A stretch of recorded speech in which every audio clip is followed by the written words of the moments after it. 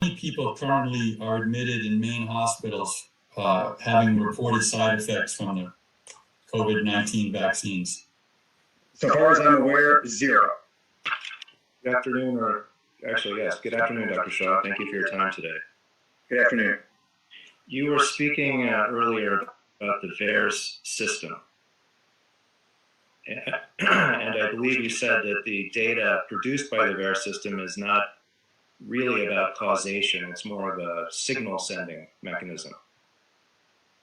Is that a fair summary? Yes. Okay. Did you hear the testimony of Dr. McCullough regarding VAERS? I did. Okay. And I just want to read, a bit to you from his declaration regarding VAERS, just very, very briefly. He says in his declaration,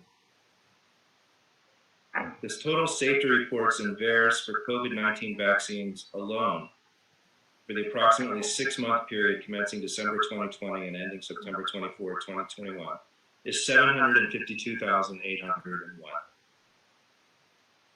And in the prior 30 years leading up to that date, the total number of these reports was 16,320.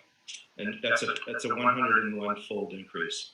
Now, without commenting on causal connection between the vaccination and the event being reported, would you not agree with me that that's a signal that there's a problem with the vaccine? I would agree. I would not agree with what you said. I would agree that it is a signal, as any piece of data is a signal. However, in light of the fact that 400 million doses of vaccine have been administered in the United States, each of which could be an opportunity for an individual to submit a VAERS report. I don't know. I disagree that it is a problem. I do agree that it is a signal. Again, every piece of data is a signal, but I do not agree that it is a problem in light of the fact that there have been 400 million doses that have been administered. Nor do I believe that the increase in the number of VAERS reports, the 100% increase that you noted, I don't know whether that is of any moment, because in order to answer that question, we would need to know how many vaccines were being given in the United States prior to the arrival of the COVID-19 vaccines. Are you aware of any other vaccine that has generated that number of precipitous reports in the VAERS system ever in our country's history? Well, let me be clear. I'm not aware of any other vaccine where we've had 400 million doses in 10 months. That's not the question I asked you. Could you restate your question? Are you aware of any other vaccine generating that same number and magnitude of adverse event reporting in the VAERS system? I do not know. I'm not aware, but I would want to know what the number of administered doses is. Is it true to say that there have been fully licensed and approved FDA products that have been yanked from the market after as few as 5 unexplained deaths? Is that true or false? I have no basis to know whether it's true or false. Now, you said that the VAERS system was meant to send a signal, and you've agreed with me that it is sending a signal, but you're not sure it's a problem. Isn't it your responsibility as a public health official to find out whether it's a problem? It is the responsibility of public health officials to find out, and they are in fact doing so. Well, in this state of Maine, is there any other public health official, Dr. Shah, other than yourself? Yes. Who is that? We have a team of hundreds of people at the Maine CDC. You have a team of public health officials at the county level and at the local level. Okay, but you have a team. They're your team. You're in charge. You're the director of Maine CDC, correct? That is correct. So have you done any studies or investigations? Not into all of the VAERS reports.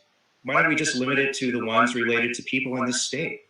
Have you investigated and done any of your quote-unquote deeper studies into those reports that you mentioned? Could you explain what you mean by quote-unquote deeper studies? Well, when you testified on direct examination, you said that these were signals, and that what they did is they created a responsibility to conduct deeper studies to find out what the significance of the signal was. Have you done that? Yes. Tell me about that. What studies did you do?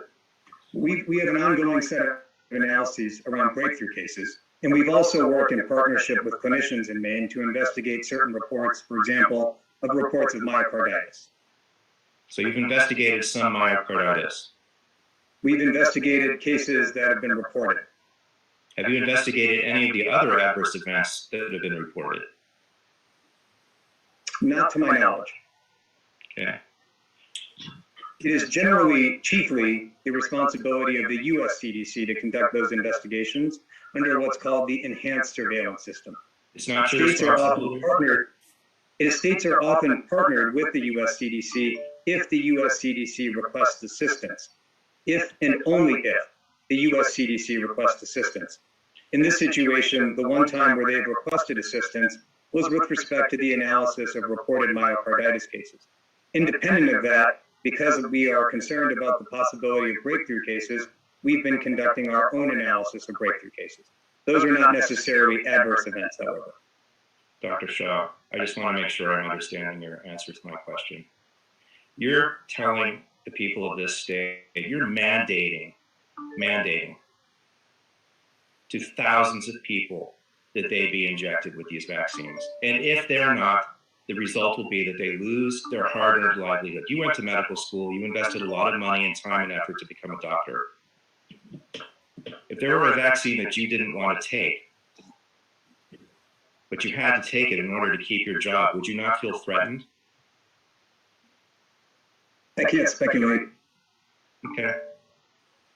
But if you're going to mandate vaccines, don't you think you should investigate all of the reports of adverse effects, at least as to the people of Maine, the population of Maine, for whom you are responsible for their public health? I believe those reports should be investigated, and they are. Not by you. By federal health authorities to whom they are submitted. Can you give me the name of the federal health authority who's investigating those Maine cases? The individual who's in charge of, for example, the myocarditis investigation is named Dr. Thomas Shimabukuro. Who's investigating all the other adverse events that are listed? Did you hear the testimony of Dr. McCullough? You did. You were listening, correct? Yes, I did. And he talked about the Medicare and Medicaid data. And there's a slide that he looked at, and we talked about it, slide number 10 in that slide pack. And that slide pack says that there have been 661 deaths of Mainers within 28 days of vaccination. Now, you testified that you're not concerned about that because a lot of people die in Maine every year, 15,000 or some odd. But 661 deaths within 28 days of a vaccination, isn't that a signal that you should investigate? Sir, you indicated that you put words in my mouth when saying I was not concerned about that. Okay. I never used that phrase, so I respectfully ask you not to characterize my testimony accordingly. Secondly, those processes, to the extent they are reported, are investigated and evaluated at the US CDC level. 661 reported Maine deaths within 28 days of vaccination. As a percentage of the total deaths caused by COVID-19 in this state, what is that, 60%? That's not an accurate comparator. No, let's assume for a moment that all of those deaths, those 661 deaths, were caused by the vaccination. Why would we assume that? Because I'm going to ask you a question. Just assume it for the sake of argument. If it's true that 661 people have died as a result of the vaccine, and only 1,070 people have died in the state as a result of COVID-19, wouldn't that be a cause of concern for you? That's an if. I won't answer a question based on premises I disagree with. No, don't you think you should investigate those 661 deaths and find out about it pretty quickly, since you're asking thousands of people to be injected by October the 15th? Your Honor, this is the third or fourth time that Mr. Jenkins has asked these questions and Dr. Shah has answered them. I would ask him to move on. Objection. I can certainly move on, Your Honor.